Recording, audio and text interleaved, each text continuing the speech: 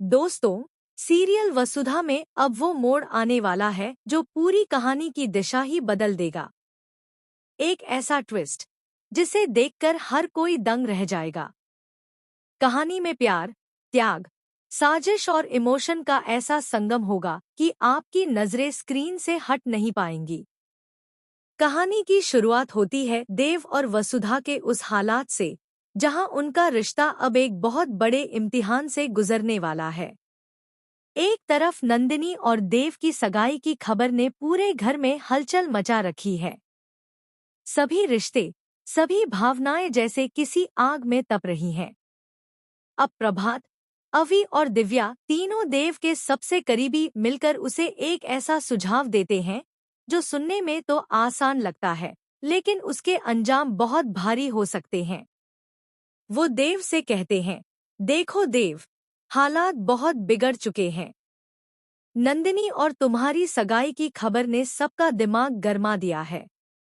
मासा को मनाने का वक्त चाहिए।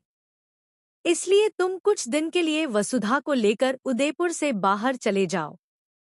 जब तक मामला ठंडा पड़ेगा, हम बाकी चीजें संभाल लेंगे।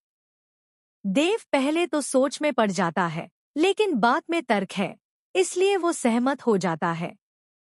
मगर मामला इतना आसान नहीं था। जब देव यह बात वसुधा को बताता है, तो वसुधा बिल्कुल इनकार कर देती है। उसकी आंखों में आंसू हैं, लेकिन जुबान पर अड़िग शब्द। देव, मैं देवी हुकुम की खुशी के लिए, उनकी इज्जत के लिए, अपने प्यार को भी त्याग सकती हूँ। लेकिन मैं उनकी इज्जत को मिट्टी में नहीं मिलाने दूंगी। भागकर जाना मेरे संस्कारों में नहीं है। वसुधा की यह बात देव के दिल को चीर देती है। वो जानता है कि वसुधा गलत नहीं है, पर हालात ऐसे हैं कि कोई और रास्ता नहीं बचा। वो उसे बार बार समझाने की कोशिश करता है, लेकिन वसुधा टस से मस नहीं होती। अंततः देव को एक कठिन फैसला लेना पड़ता है। वसुधा को किसी भी तरह उदयपुर से बाहर ले जाना होगा। देव एक प्लान बनाता है। वह वसुधा के सामने मिठाई लाता है और प्यार से कहता है, यह खा लो, सब ठीक हो जाएगा। वसुधा मुस्कुराती है, लेकिन जैसे ही वो मिठाई खाती है, कुछ देर में उसे चक्कर आने लगते हैं। जी हाँ दोस्तों, उस मिठाई में देव ने नशे की दवा मिलाई होती है।